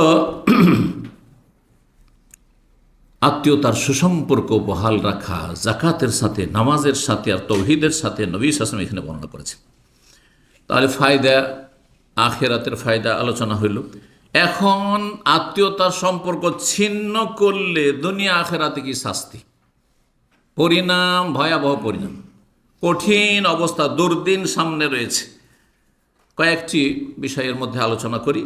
প্রথম কথা, যারা আত্মীয়তার সম্পর্ক ছিন্ন করে রাখে, কথা নেই, বার্তা নেই, চলাফেরা নেই, সালাম দোয়া নেই, দেখা সাক্ষাৎ নেই, ঘৃণা করে, একে অপরকে ঘৃণা করে, সম্পর্ক রাখতেই চায় না, পাশে আসতে চায় না, তাদের আমলগুলি ওপরে উঠে না, আকাশ উঠে না। আমল নামা যে নিয়ে যায়, রিপোর্ট নিয়ে যায় ফেরেশতারা, সাপ্তাহিক রিপোর্ট কয়দিন নাই? হ্যাঁ, 2 দিন। কি বারে? সোমবার, বৃহস্পতিবারে। না, যায় না, ওপরে যায় না, ওপরে যায় না। আবু রাদিয়াল্লাহু তাআলা বর্ণিত, তিনি বলছেন, সামিআতুন নবী সাল্লাল্লাহু আলাইহি ওয়াসাল্লাম বলতে শুনেছি, ইন্না আমাল বানি আতুরাজু আলাল্লাহি তাবারাকা ওয়া তাআলা আশিয়াতা কুল্লি খামিসিন লাইলাতাল জুমআহ। আর আরেকটি riwayat রয়েছে ইয়াউমাল ইসনাইন ওয়াল খামিস। তাহলে 2 রকম আর হাদিস পেলাম। একটি হাদিস হচ্ছে সোমবার বৃহস্পতিবার আল্লাহর কাছে সপ্তাহে 2 দিন রিপোর্ট পাঠানো হয়, আর সাপ্তাহিক রিপোর্ট। যেমন আপনারা যারা বিভিন্ন কোম্পানিতে কাজ করছেন, আর আপনার বসকে রিপোর্ট দিতে হয়, হয়তো কিছু রিপোর্ট দৈনিক আপনার কি করলেন আপনি, কিছু আছে সপ্তাহে 2 দিন হয়তো, আর কিছু আছে সাপ্তাহিক, মাসিক রিপোর্ট, বাৎসরিক রিপোর্ট, হ্যাঁ, ইত্যাদি। তো বলছেন যে বানি আদম সন্তানের আমলগুলি আল্লাহ তাবারাক ওয়া তাআলার সামনে পেশ করা হয় প্রত্যেক বৃহস্পতিবারের বৈকালবেলা। আজকে যে বৃহস্পতিবার গেল, বৈকালবেলা, লাইলাতা, আর বৈকালবেলা আসিয়া, বৈকালকে বলা হয়, আর আপনার সন্ধ্যাবেলা মানে মাগরিব পরকে বলা হয়। এখানে বলা হচ্ছে লাইলাতুল জুমা, মানে এই সময়টা, তাহলে মাগরিব থেকে নিয়ে লাইলাতুল জুমা। ফালা ইউকবালু আমালু কাতে রাহিমিন, যারা আত্মীয়তার সম্পর্ক ছিন্ন করে তাদের আমলগুলি কবুল করা হয় না। সুবহানাল্লাহ। যারা আত্মীয়তার সম্পর্ক ছিন্ন রাখে, কথা বলতে চায় না, চলতে চায় না, ঘৃণা করে, শত্রুতা রাখে ইত্যাদি, তাদের আমলগুলি কবুল হয় না। এই হাদিসটি আল্লামা আলবানী রাহিমাহুল্লাহ সহিহুত তারগিবে 2538 নম্বর হাদিসটিকে হাসান বলেছেন, হাদিসটি হাসান বলেছেন। আর আরেকটি হাদিস হচ্ছে তুফতাহু আবওয়াবুল জান্নাতি ইয়াউমুল ইসনাইন ওয়াল খামিস, জান্নাতের দরজা সোমবার বৃহস্পতিবার খোলা হয়। ফায়ুগফারু ফীহিমা লিমান লাম ইউশরিক বিল্লাহ, যারা আল্লাহর সাথে শিরিক না করে তাওহীদের সাথে আমল করে, তাদেরকে আল্লাহ মাফ করে দেন। ইল্লাল মুহাজিরিন, একমাত্র যার সম্পর্ক ছিন্নকারী, এক অপরকে দেখলে পালায়, এক অপরকে দেখলে এদিকে টান দেয়, এদিকে টান দিয়েছে, ইউরে যো হাজ আনো, ইউরে যো হাজ হাজ আনা, এদিকে টান দেয়, ওইদিকে টান দেয়, কেউ কারোর সাথে চেহারা দেখাতে চাই না, তাদের সম্পর্কে। আরেকটি হাদিস রয়েছে যে আল্লাহ বললেন যে না, এদের আমলগুলি নেওয়া যাবে না, রাখো। আন যে রুহা যায়নে, এই 2 জন যে ঝগড়া বিবাদ করে রেখেছে বা সম্পর্ক ছিন্ন করে রেখেছে, সেটা যদি কোনো মুসলিম ভাইয়ের সাথে হয় তবুও সেই হাদিসে রয়েছে। তাহলে এখানে আত্মীয়দের কথা আরও বেশি গুরুত্বপূর্ণ। হাত্তা, কতক্ষণ পর্যন্ত এদের আমল ওপরে নিয়ে আসবে না? হাত্তা ইয়াস্তালিহা, যতক্ষণ পর্যন্ত তারা মিলে না যাবে, মীমাংসা না করে নেবে। আল্লাহ যেন এসব অনিষ্ট থেকে বাঁচিয়ে রাখেন। 2 নম্বর ক্ষতি, যারা আত্মীয়তার সম্পর্ক ছিন্নকারী, ভালো করে শুনে রাখেন। বলছেন যারা আত্মীয়তার সম্পর্ক ছিন্ন করে, তাদের দুনিয়াতে নগদ নগদ আল্লাহ শাস্তি দিয়ে দেন, আখেরাতের জন্য জমা রাখেন। আখেরাতে তো শাস্তি আছেই, কিন্তু দুনিয়াতেও শাস্তি। এমন একটি পাপ, যেই পাপের জন্য দুনিয়াতেও শাস্তি হয় আর আখেরাতেও শাস্তি হয়। এই মর্মে হাদিস রয়েছে। ইমাম বুখারী রাহমাহুল্লাহ সহিহ বুখারীর পরে আরেকটি খুব প্রসিদ্ধ কিতাব রয়েছে, আল আদাবুল মুফরাদ। আল আদাবুল মুফরাদ হাদিসটি রয়েছে, আল্লামা আলবানী হাদিসটিকে সহিহ বলেছেন, 48 নম্বর হাদিস সহিহুল আদাবুল মুফরাদের। আবু বকর রাদিয়াল্লাহু তাআলা আনহু বর্ণনা করেছেন, তিনি বলছেন, ক্বালা রাসূলুল্লাহ সাল্লাল্লাহু আলাইহি ওয়াসাল্লাম, রাসূলুল্লাহ সাল্লাল্লাহু আলাইহি ওয়াসাল্লাম বলেছেন, মা মিন যামমিন আহরা আন ইউআজ্জিরাল্লাহু লিসাহিবিল উকুবাতা ফিদ দুনিয়া, এমন কোন গুনাহ নেই যেই গুনাহর জন্য আল্লাহ দুনিয়াতে নগদ নগদ শাস্তি দিয়ে থাকেন, মা মায়াদ্দাখিরহু লাহু ফিল আখিরাত, তার সাথে এটাও মনে রাখবে যে আখিরাতেও কিন্তু আল্লাহ ওই পাপকে জমা রাখেন শাস্তি দেওয়ার জন্য। এই নয় যে দুনিয়ার শাস্তি হয়ে গেল, কাফফারা হয়ে গেল, আর আখিরাতে শাস্তি হবে না। আখিরাতেও শাস্তি হবে আর দুনিয়াতেও শাস্তি হবে। এমন একটি আমল পাপ রয়েছে, এই পাপটি হচ্ছে কাতিয়াতুর রাহিম। এমন কোনো আমল নাই আত্মীয়তার সম্পর্ক ছিন্ন করা ছাড়া। অল বাগি, আর একটি হচ্ছে জুলম, অত্যাচার। জালেমকে আল্লাহ দুনিয়াতেও শাস্তি দেন আর আখিরাতেও শাস্তি দেন। আত্মীয়তার সম্পর্ক যারা খারাপ রাখে, ছিন্ন রাখে, সুসম্পর্ক রাখে না, তাদেরকে দুনিয়াতেও আল্লাহ শাস্তি দেন আর আখিরাতেও শাস্তি দেন। এই জন্য যারা যত বেশি আত্মীয়দের সাথে দুর্ব্যবহার করেছে, তাদের আগামী সময়গুলো খুব খারাপ কেটেছে। চোখের সামনে আপনার এটাকে স্টাডি করে দেখবেন। আপনার সমাজে, আপনার গ্রামে, যেখানে আপনি বসবাস করেন, আপনার আত্মীয় স্বজনের মধ্যে দেখবেন দুই রকম লোক পাবেন। এক শ্রেণীর লোক পাবেন খুব হিতাকাঙ্ক্ষী, আত্মীয়দের, গ্রামবাসীর, প্রতিবেশীদের খুবই হিতাকাঙ্ক্ষী, দরদি আর মানুষের সার্বিক সহযোগিতার চেষ্টা করে। তাদের দেখবেন যে ভবিষ্যৎ কত উজ্জ্বল, কত সুন্দর। আর পাশাপাশি যারা খুব বেশি কৃপণতা করেছে, আর তারপরে তাদের মন খুব ছোট, আর তারপরে সংকীর্ণতার পরিচয় দিয়েছে, আর তারপরে শত্রুতা বিদ্বেষ, সবসময় শুধু নেগেটিভ, সবসময় নেগেটিভ, খারাপ আচরণ, দেখবেন যে তাদের ছেলেমেয়েরা তাদের সাথে কখন ভালো আচরণ করবে, তাদের দুর্দিনের শেষ থাকবে না। শেষ অবস্থাগুলি তাদের খুব খারাপ অবস্থা যায়, শারীরিকভাবে, মানসিকভাবে, পারিবারিকভাবে।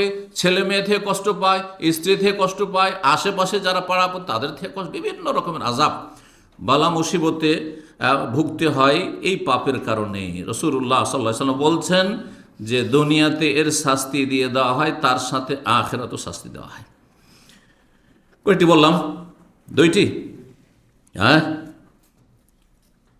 দুইটি শাস্তি বললাম যারা আত্মীয়তার সম্পর্ক ছিন্ন করে। 3 নম্বর হচ্ছে যারা আত্মীয়তার সম্পর্ক ছিন্ন করবে, তাদের সামনে আকাশের দরজা বন্ধ থাকে। আকাশের দরজা বন্ধ থাকে, আকাশের দরজা তার সামনে বন্ধ থাকে, তো এক তো আমল ওপরে যায় না, এটা বললাম একটু আগে। আর একটা হচ্ছে আকাশের দরজা খোলা থাকলেই তো রহমত আসে, নাজিল হবে। আপনার জন্য রহমত নামে না। রহমত আসে আকাশ থেকে। রিজিক কোত্থেকে আসে? আকাশ থেকে। রিজিকের ফয়সালা আকাশ থেকে আসে। আল্লাহ যেন অফিস সামায় রিজকুম, রিজিক কোথায় আছে? তোমাদের রিজিক আকাশে রয়েছে। তোমাদের রিজিক এবং তোমাদের তকদিরের ভালো মন্দের ফয়সালা অফিস সামায়, আকাশ থেকে। 7 আসমানের ওপর ফয়সালা হয়, আরো সে আজিম আল্লাহ রব্বুর পক্ষ থেকে ফয়সালা হয়। সুতরাং আসমানের দরজা মানে রহমতের দরজা। আসমানের দরজা খোলা আছে, তার মানে রহমতের দ্বার খোলা আছে। আল্লাহ যেন তৌফিক দান করে। এগুলো তো দুনিয়ার শাস্তি ছিল। আখিরাতের শাস্তি, আত্মীয়তার সম্পর্ক ছিন্নকারী যতই মুসল্লি হোক না কেন, যতই পরহেজগার হোক না কেন, যতই ওলিউল্লাহ হোক না কেন, যতই বড় আলেম হোক না কেন, হ্যাঁ, প্রথমখানে জান্নাত যেতে পারবে না। জান্নাতে যারা প্রথমে যাবে তাদের সাথে যেতে পারবে না। তার মানে কিছু পানিশমেন্ট, কবর আযাব হয়েছে, ওতেও কাফারা হয়নি, জাহান্নাম ভিজিট করে আসবে, জাহান্নামে যাবে, কিছু শাস্তি পাবে, কিছুদিন, দীর্ঘদিন, যেমন যার অপরাধ, তারপরে তখন আসবে। এই মর্মে জুবাইর বিন মুতঈম রাদিয়াল্লাহু তাআলা আনহু থেকে বর্ণিত হাদিস রয়েছে, রাসূলুল্লাহ সাল্লাল্লাহু আলাইহি ওয়াসাল্লাম বলেন, লা ইয়াদখুলুল জান্নাতা কাতিউন, জান্নাতে প্রবেশ করবে না আত্মীয়তার সম্পর্ক ছিন্নকারী, মানে কোনোদিন প্রবেশ করবে না। কাফের যদি সেটাকে হালাল মনে করে তখন কাফের হবে। তার সাথে সে নাস্তিক, আত্মীয়তার সম্পর্ক রাখে না, সে নাস্তিক, তাহলে কাফের। আত্মীয়তার সম্পর্ক রাখে না, তার সাথে সে মুশরিক, মাজারে সেজদা করে, তাহলে সে চিরকালই জাহান্নাম হবে। কেন? তার ঈমান ভঙ্গ করার কারণে। কিন্তু যদি ঈমান ঠিক থাকে, তাওহীদ ঠিক থাকে, 5 ওয়াক্ত সালাত ঠিক আছে, তারপরে আত্মীয়তার সম্পর্ক কি করেছে? ছিন্ন করেছে, তাহলে জান্নাতে প্রথমখানে প্রবেশ করবে না, যেটাকে দুখুল আউয়ালি, প্রথম যাবে না, প্রথম যেতে পারবেন না, পানিশমেন্ট হবে, তারপরে যাবে।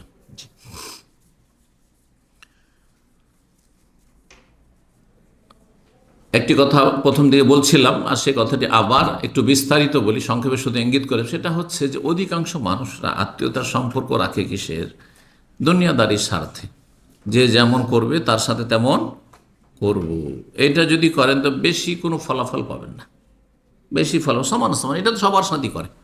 যারা আত্মীয় স্বজন নাই, এমনকি অমুসলিমও যদি আপনার দরদি হয়, আপনিও তার দরদি। অমুসলিম যদি রাত 12টা একটা আপনার যে কোনো হেল্পের জন্য চলে আসে, আপনিও ছুটবেন তার জন্য, করবেন না? করছেন আপনি। আপনার বিভিন্ন কোম্পানিতে থাকছেন, আপনার রাত 2টো 3টের সময় ফ্লাইট আছে, আর আপনার কোম্পানির ড্রাইভার বা আপনার সাথী সঙ্গী যারা কোম্পানির আছে, রুমমেট আছে, রাত 3টার সময় সারা রাত জেগে আপনাকে এয়ারপোর্টে রাখতে চলে যাচ্ছে। তো এক সময় ওরা যখন যাবে তখন করবেন না? সবার সাথে করছেন। তাহলে আত্মীয়দের সম্পর্ক আলাদা করে থাকলো কি তাহলে? শুধু মোকাফা মানে বরাবর যে যতটা করবে তার সাথে ততটা করব, হ্যাঁ, এটা করলে কাজ হবে না। এটা করলে আত্মীয়তার সুসম্পর্ক আপনি রাখলেন না, আত্মীয়তার খাতির আপনি করলেন কি তাহলে? তো যারা আত্মীয়তার সম্পর্ক রাখেন না তাদের সাথে রাখতে পারেন, তাহলে এটা বড় অন্তরের পরিচয় দেওয়া হয় যে আপনার কলব অনেক বড়, আপনার কলিজা অনেক বড়, তাহলে আপনার অন্তরে অনেক জায়গা আছে। হ্যাঁ, আপনার অন্তর এত সংকুচিত না। এই মর্মে আবু হুরায়রা রাদিয়াল্লাহু তাআলা আনহু বর্ণনা করছেন, সহিহ মুসলিমের হাদিস 4640 নম্বর হাদিস, বলছেন আতা রাজুলুন নবী সাল্লাল্লাহু আলাইহি ওয়াসাল্লাম, নবী সাল্লাল্লাহু আলাইহি ওয়াসাল্লামের কাছে জনৈক ব্যক্তি আসলো, এসে বলে, ইয়া রাসূলুল্লাহ, হে আল্লাহর রাসূল, ইন্নালি কারাবা, ভুক্তভোগী লোক, আত্মীয়দের জুলমের শিকার, দুর্ব্যবহারের শিকার, আত্মীয় স্বজনদের সাথে খুব ভালো ব্যবহার করে কিন্তু ওরা খারাপ করে। বলছে আমার কিছু আত্মীয় স্বজন আছে, নিকট আত্মীয় আছে, লোহম ওয়াক্তাউনি, তাদের সাথে আমি সুসম্পর্ক রাখি, ওরা আমার সাথে সম্পর্ক ছিন্ন করে, খারাপ ব্যবহার করে। ওয়া উহসেন ইলাইহিম, তাদের সাথে ভালো আচরণ করি। ওয়া ইউসিউনা ইলাইহি, তারা আমার সাথে খারাপ আচরণ, বদ আচরণ করে। ওয়া ইয়াজহালুনা আলাইহি, আমার সাথে তারা মূর্খামি পরিচয় দেয় এবং তারা দুর্ব্যবহার, খারাপ ব্যবহার করে থাকে। ওয়া আহলুম আনহুম, কিন্তু আমি ধৈর্য ধারণ করি। তারা যখন মূর্খামি করে তখন আমি কি করি? ধৈর্য ধারণ করি। আমাদের হ্যাঁ গ্রামে গঞ্জে একটি কথা আছে যে কুকুর কামড় দিলে কামড় দিতে হয় না। হ্যাঁ, এক শ্রেণীর লোক আছে, তুই পারবি আমি পারবো না, হ্যাঁ তুই এরকম করবি আমি কি ছাড়বো? তাহলে আপনি তো কুকুরের চরিত্রের লোক। হ্যাঁ, না কুকুর কামড় দেয়, আপনি কামড় দেবেন না, এই কাজ করলে হবে না। জি, তো ভালো আচরণ করতে হবে। নবী সাল্লাল্লাহু আলাইহি ওয়াসাল্লামকে এই ব্যক্তি বড় দুঃখের সাথে, দুঃখ ভর অন্তর নিয়ে এসে বলে, ইয়া রাসূলুল্লাহ, আমার আত্মীয়দের সাথে আমি ভালো ব্যবহার করি, তারা খারাপ ব্যবহার করি, আমি তাদের সাথে মিলে থাকতে চাই, তারা আমার সাথে মিলে না, তারা আমার সাথে মূর্খামি করে, অথচ আমি খুব ধৈর্য ধারণ করি। কালা, তখন বললেন নবী সাল্লাল্লাহু আলাইহি ওয়াসাল্লাম, লাইন কানা কামা তাকুল, যদি ব্যাপারটা এমনটাই হয় যে এইরকম আচরণ তারা করছে আর তুমি ভালো করছো, ফাকান্নামা তুসিফুহুমুল মাল্লা, তাহলে যেন তুমি তাদের মুখে গরম ছাই ঢুকিয়ে দিচ্ছ বা ছাই ছিটিয়ে দিচ্ছ। গরম আগুন, উত্তপ্ত আগুন রয়েছে ছায়ে, হ্যাঁ কাঠের আগুন, আর আপনি কারো মুখে আপনি কি করছেন? ছিটিয়ে দিচ্ছেন। আপনি যদি এমনটা হয় যে তুমি ভালো আচরণ করছো আর তারা তোমার সাথে খারাপ আচরণ করছে, তাহলে তুমি গরম ছাই তাদের মুখে ছিটিয়ে দিলে, তার মানে তারা হচ্ছে ক্ষতিগ্রস্ত, তুমি ক্ষতিগ্রস্ত না। ওয়ালা ইয়াজালু মাকা মিনাল্লাহি যাহিরুন আলিমা দুমতা আলা যালিকা, আর তুমি যতদিন পর্যন্ত এই ভালো আচরণ করতে থাকবে আর তারা মন্দ ব্যবহার করছে, খারাপ আচরণ করছে, আল্লাহ তোমার স্পেশাল সাহায্য করতে থাকবেন। সর্বদা আল্লাহ যাহিরুন আলাইক, তোমার সাহায্যকারী থাকবেন। কি আল্লাহ সাহায্য চান? আল্লাহ তোমার সাথে থাকবেন, তোমার সাহায্য করবেন যতদিন পর্যন্ত এই ভালো চরিত্র তুমি ধরে রাখতে পারবে। এবং নবী রহমতুল্লাহ আলাইহি, সহিহ মুসলিমের যেহেতু প্রসিদ্ধ ভাষ্য তার রয়েছে, তিনি বলছেন যে কান্নামা তুসিফুহুমুল মাল্লা, তুমি গরম বালি বা গরম ছাই ছিটিয়ে দিলে, এর অর্থ কি বলছেন? কান্নামা তুতইমুহুমুর রামাদ আল হার, যেন তুমি তাকে গরম ছাই খাওয়াই তার মুখে ঢুকিয়ে দিলে। এইটার অর্থটা কি? উদ্দেশ্যটা কি? উদ্দেশ্য হচ্ছে ওয়া তাশবিহুল লিমা ইয়ালহাকুহুম মিনাল আলামে বিমা ইয়ালহাকু আকিলার রামাদিল হার মিনাল আলাম। একজন মানুষ যদি গরম ছাই, যাতে আগুন রয়েছে, ছাই খায়, তাহলে তার কত কষ্ট হবে? কষ্ট হবে না? হবে না? হ্যাঁ, মুখ পুড়ে অবস্থা খারাপ হয়ে যাবে, তার অবস্থা খারাপ হয়ে যাবে। ঠিক তেমনি তুমি যখন তার সাথে ভালো আচরণ করছো বা তাদের সাথে ভালো আচরণ করছো আর তারা খারাপ আচরণ করছে, তার মানে তারা নিজেদের ওই রকমই ক্ষতি করছে, যেমন কোনো ব্যক্তি যদি মুখের ভিতরে গরম ছাই রাখে আর তার মুখের ভিতরটা জ্বলে অবস্থা খারাপ হয়ে যায়, ঠিক তেমনি তারও নিজের অবস্থা খারাপ করছে, তোমার কিছু করেনি, তোমার কোনো ক্ষতি হলো না। আত্মীয়তার সুসম্পর্ক কিভাবে বহাল রাখিবেন? বহাল রাখার সংক্ষেপে দুটো তরিকা, একটা হচ্ছে ইতিবাচক আর নেতিবাচক। ইতিবাচক আর নেতিবাচক। আমি এখানে একটা কথা বলে রাখি, আমার সাথী সঙ্গী যাদের সাথে আমি যখন থেকে কোরআন হাদিস কিছুটা বুঝতে শিখেছি, তো তাদের সম্পর্কে এটা আমার ভূমিকা, এবং আমি অনেককে বলে দিই যখন দেখি যে হয়তো কেউ আচরণটা মানে ব্যতিক্রম হয়তো, তখন আমি বলে দিই, দেখেন আমি এমন মানুষ যে আমি যদি আপনার উপকার নাও করতে পারি, ভালাই নাও করতে পারি, তো আমার দ্বারা কোনো ক্ষতি হবে না, ঠিক আছে? এটা সর্বনিম্ন ভালো আচরণ, যে আমি আপনার কিছু করে দিতে পারলাম না উপকার, কিন্তু আপনার ক্ষতি আমি করব না। এই চরিত্র ধরে রাখার চেষ্টা করবেন, এই চরিত্র ধরে রাখার চেষ্টা করবেন। তো ওলামায়ে কেরামগণ বলেছেন যে সিলাতুল আরহাম, আত্মীয়তার সুসম্পর্ক হবে ইতিবাচক। ইতিবাচক মানে আপনি সদাচরণ করবেন, ভালো আচরণ করবেন, ভালো আচরণ করবেন, পজিটিভ। আর নেতিবাচক মানে কাফুল আজা, খারাপ আচরণ করবেন না, খারাপ আচরণ করবেন না, দুটোই করতে হবে। যেমন ভালো আচরণ করবেন তেমন খারাপ আচরণ করবেন না। কারণ অনেকে আছে আমাদের সমাজে, পারিবারিক যে কাঠামো রয়েছে তাতে অনেক ছেলে মেয়েরা আছে, বাপ মাকে তো দেয়, বাপ মায়ের জন্য তো খরচ করে, কিন্তু ভাই বোনের জন্য খরচ করে, আর খরচ করে তার সাথে দুর্ব্যবহার করে। হ্যাঁ, ছোট ভাইদের পড়িয়ে মানুষও করেছে, আর খুব খারাপ ব্যবহার করছে। হ্যাঁ, যখন তখন তিরস্কার করে, হ্যাঁ তোরা নিমক হারাম, তোরাকে এইরকম করে মানুষ করলাম, এই করলাম সেই করলাম। তাহলে আপনি কি ভালো করলেন মন্দ করলেন, ভালো করলেন মন্দ, তার মানে আপনার মধ্যে পজিটিভ আছে আর নেগেটিভ নেই। বুঝতে পারছেন কথা? অর্থাৎ কারো সাথে ভালো আচরণ করলে ভালো আচরণ যেমন করতে হবে, তেমন খারাপ আচরণ থেকে বেঁচে থাকতে হবে। ভালো করলেন মন্দ করলেন। অনেকে মূর্খ আমাদের সমাজে আছে, বাপ মার খুব দেখাশোনা করে, হ্যাঁ, আর খেদমতো করে, আর ডাক্তারখানাও নিয়ে যায়, অনেক খরচা করে, আর যখন তখন বাপ মা, আপনার হুঁশ নেই, হ্যাঁ বুঝেন না, হ্যাঁ দিনের দিন আপনি একেবারে হয়ে যাচ্ছে, আরে বাপ মাকে বকাবকি, এগুলো তো ভালো আচরণ হইল না, তাই না? আপনি কষ্ট দিচ্ছেন, খেতে দিচ্ছেন, কষ্ট দিচ্ছেন, উপকার করছেন, কষ্ট দিচ্ছেন ভাই বোনদের, আত্মীয় স্বজনদের। না না না না, এইটা কোনো আপনার সিলাতুল আরহাম হলো না। আলোচনার শেষখানে যেহেতু কথা শেষ হয়ে গেছে, আত্মীয় স্বজনদের সাথে সুসম্পর্ক বহাল রাখবে যেই কাজগুলির মাধ্যমে সংক্ষেপে বলি। 1 নম্বরে সালাম দিবেন। আর আলহামদুলিল্লাহ বাংলাদেশে সালামের প্রচলনটা আছে, অন্য অন্য জায়গা তো আমি যে বিশ্বের সমস্ত দেশের চাইতে যদি সালাম কোথাও বেশি থাকে, তা আমার জ্ঞান মোতাবেক, নলেজ মোতাবেক, হ্যাঁ বেনামাজিও সালাম দেয়, নাস্তিকও সালাম দেয়, দেয় না? হ্যাঁ, তো সালাম দেয়, সালামটা আছে। তো এই যে একটা ভালো গুণ আছে, তার চাইতে ভালো গুণ যেগুলো সেগুলি ঠিক থাকতে, তাওহীদ ঠিক থাকতে হবে। কিন্তু এটা খুব গুরুত্বপূর্ণ জিনিস, সালাম দেবেন, হাসি মুখে কথা বলবেন, যেটা পশ্চিমাদের মধ্যে আছে, হ্যাঁ অমুসলিমদের মধ্যে আছে। আপনাকে চেনে না, কিছু জানে, অফিসার, আমাদের দেশের অফিসারগুলো কি যে অহংকারী হয়, দাম্ভিক হয়, কিন্তু আমি পশ্চিমা দেশ অফিসার হাসি মুখে কথা বলছে।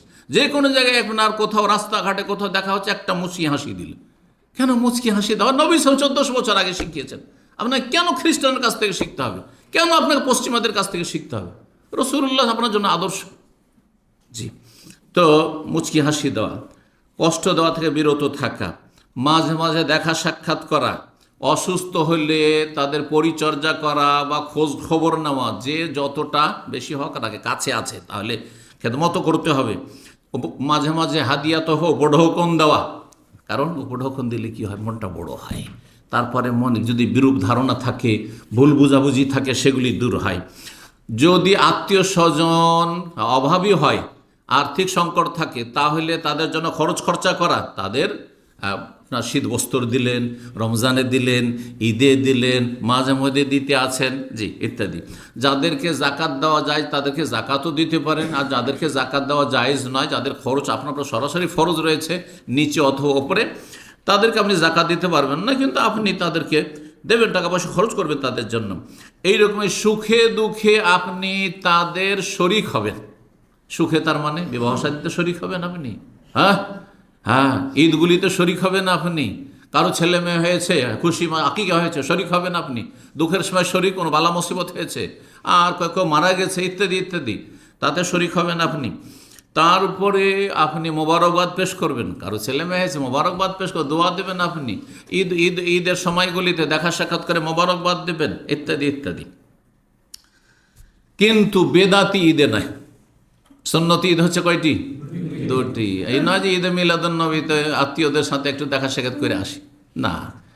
এই নয় যে চলো আমার ছেলের জন্মবার্ষিকী, মৃত্যুবার্ষিকী অমুকের, আমার বাবার, এগুলো হারাম, এগুলো হচ্ছে হারাম। এইরকম কোনো ঈদ পরব বা সুখ দুঃখ আর বার্ষিকী পালন এসব ইসলামে নেই। জি। তারপরে দিনের গাইডলাইন দেবেন, যদি গুনাহগার হয়, বিভিন্ন গুনাহে জড়িয়ে আছে, তাহলে গুনাহগুলি থেকে মুক্ত করার চেষ্টা করবেন, সমস্ত মুসলিমদেরকে করবেন, সমস্ত মানুষের করবেন, কিন্তু বিশেষভাবে আত্মীয় বেনামাজি, আত্মীয়র মধ্যে বিভিন্ন গুনাহ আছে, তাহলে তাদের জন্য আরও বেশি আপনাকে চেষ্টা করতে হবে, আরও বেশি আপনাকে মেহনত করতে হবে। এটা অত্যন্ত জরুরি, যেটা অনেকেই খেয়াল করি না।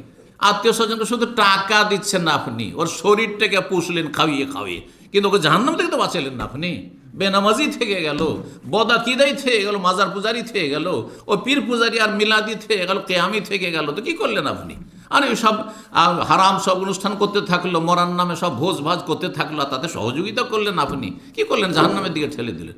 সুতরাং আত্মীয়দের গুরুত্বপূর্ণ একটি হক আদায় করা হচ্ছে বা সুসম্পর্ক হচ্ছে, তাদেরকে আপনি তৌহিদ সুন্নাহর দিক নির্দেশনা দেবেন, হারাম নাজায়েজ থেকে সতর্ক করবেন, ফরজ অজেব যাতে করে তারা আদায় করে তার জন্য চেষ্টা করবেন। এইরকমই পাড়া প্রতিবেশী কেউ আত্মীয় আর কেউ অনত্মীয়, তাহলে আপনি সমান সমান আপনি আচরণ করবেন না। কিছু পাড়া প্রতিবেশী আছে তার আত্মীয় নয়, তাদেরকে যতটা দিচ্ছেন আপনি ওই যে আত্মীয় প্রতিবেশী তার সাথে ওইটি। হ্যাঁ, যেমন আমাদের দেশে যেমন কোরবানির সময় গোস্ত দেওয়ার সিস্টেম আছে না নেই? এখন যে আত্মীয় নয় প্রতিবেশী, তাকেও দিয়ে পাঠালেন হয়তো আধা কিলো, আর যে আপনার আত্মীয় তাকেও আধা কিলো, তাহলে আত্মীয়তার কি হক আদায় করলেন আপনি? প্রতিবেশীর হক আদায় করলেন আপনি। তাহলে অবশ্যই তাদেরকে প্রাধান্য দিতে হবে। এইরকমই তাদের পক্ষ থেকে যেসব দুঃখ কষ্ট পাবেন সেগুলি বরদাস্ত করতে হবে। দূরের লোক কষ্ট দিলে কষ্ট কম হয়, কাছের লোক কষ্ট দিলে কষ্ট বেশি হয়, কিন্তু এই বেশি কষ্টটা বরদাস্ত করার মতো আপনার মধ্যে শক্তি থাকতে হবে। আল্লাহ যেন তৌফিক দান করেন। এবং দাওয়ার কাজ আল্লাহ রাব্বুল রাসূলুল্লাহ সাল্লাল্লাহু আলাইহি ওয়াসাল্লামকে যেইভাবে নির্দেশ দিয়েছেন, একটু যদি চিন্তা করে দেখেন, প্রথম আল্লাহ কি বলছেন? ওয়া আনজির আশিরাতাকাল আকরাবিন, তোমার নিকট আত্মীয়দেরকে আগে সতর্ক সাবধান করো জাহান্নামের আযাব থেকে, জান্নাতের পথে নাও। তারপরে আল্লাহ বলছেন ইয়া আইয়ুহাল্লাযীনা আমানু কু আনফুসাকুম ওয়া আহলিকুম নার, হে ইমানদার নিজেকে রক্ষা করো, তোমার পরিবার পরিজনকে রক্ষা করো জাহান্নামের আযাব থেকে। তারপর আল্লাহ রাব্বুল বলেছেন ওয়ামুর আহলাকা বিসসালাতে, নিজের পরিবার স্ত্রী ছেলে মেয়েকে নামাজের জন্য নির্দেশ দাও। এগুলি কোরআনের কথা। জি, তো এগুলি হচ্ছে আত্মীয়তার সুসম্পর্ক। নামাজের কথা বলবেন, তৌহিদের কথা বলবেন, ইসলামের দাওয়াত দেবেন, নেকির কাজে দাওয়াত দেবেন, গুনার কাজ থেকে সতর্ক সাবধান করবেন। এইভাবে আল্লাহ রাব্বুল যেন আমাদেরকে আত্মীয়তার সুসম্পর্ক মজবুত রাখার তৌফিক দান করেন, এবং আত্মীয়তার সম্পর্ক যেগুলি আচার আচরণে কথায় কাজে দুর্বল করে সেগুলি থেকে আমাদেরকে পুরোপুরি বেঁচে থাকার তৌফিক দান করেন। রব্বানা আতিনা ফিদ দুনিয়া হাসানা ওয়া ফিল আখিরাতি হাসানা ওয়া কিনা আযাবান নার। রব্বানা ইগফির লানা ওয়া লিইখওয়ানিনা আল্লাযীনা সাবাকুনা বিল ঈমান ওয়া লা তাজআল ফি কুলুবিনা গিল্লাল লিল্লাযীনা আমানু রব্বানা ইন্নাকা রাউফুর রহিম। ওয়া সাল্লাল্লাহু সাল্লাম নবিয়ানা মুহাম্মদ ওয়া আলা আলিহি ওয়া সাহবিহি।